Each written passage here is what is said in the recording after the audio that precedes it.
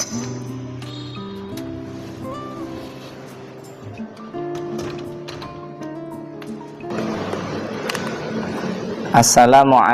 warahmatullahi wabarakatuh. Sahabat religi, puji dan syukur kita haturkan kepada Allah Subhanahu wa taala di kesempatan pagi yang penuh berkah. Dengan rahmatnya, dengan barokahnya kita bisa menikmati dan mensyukuri apa yang sudah menjadikan pemberian Allah Subhanahu wa taala. Di kesempatan pagi yang penuh berkah ini, izinkan saya Darmanto dari penyuluh Agama Islam KUA Kecamatan Sukoharjo menyampaikan sekelumit nasihat yang berkaitan dengan tujuan hidup. Sahabat religi, suatu ketika Luqmanul Hakim yang kemudian Allah berikan hikmah yang banyak melakukan perjalanan untuk ke pasar bersama anaknya.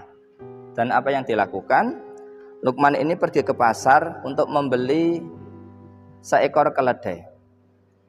Maka kemudian ketika Luqmanul Hakim dan anaknya kemudian sudah mendapatkan keledai yang ia beli dari pasar, maka kemudian keledai ini sama anaknya, bapaknya Luqman suruh menaik.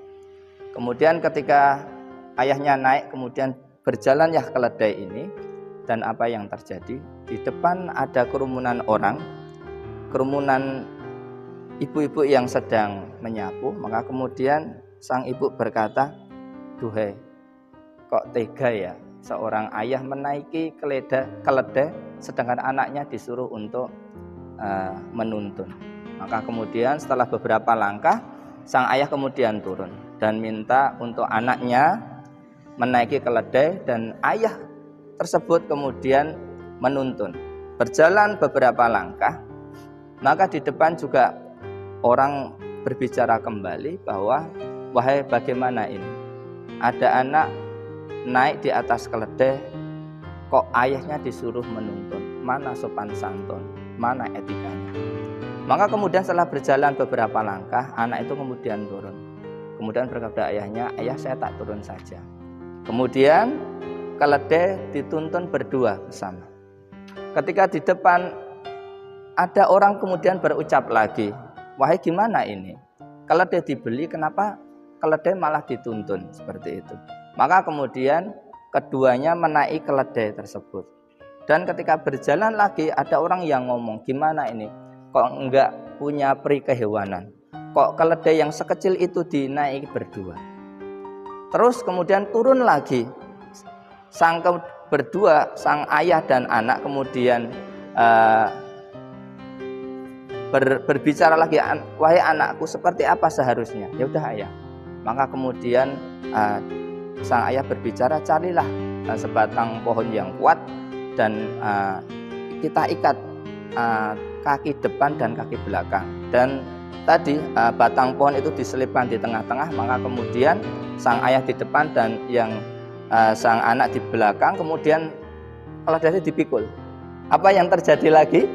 Ternyata masyarakat juga mengucapkan lagi dengan perucapan, "Ini orang gila ya.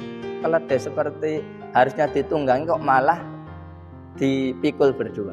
Sahabat religi, dapat kita ambil hikmah dari kisah tersebut bahwa kemudian kalau seseorang tidak memiliki tujuan hidup, maka ketika dia berjalan kemanapun tanpa arah, tanpa tujuan, maka tidak akan menemukan apa yang dituju, karena tidak ada tujuan hidupnya. Dan ketika orang mengatakan bahwa kemudian kamu salah, kamu harusnya seperti ini, kamu harusnya seperti ini, maka kemudian di hatinya bingung, apa iya ya? Padahal kemudian kita ingat bahwa Allah mengingatkan pada kita tujuan hidup kita, wala khalaqtul jinna wal insa illa liya'budun.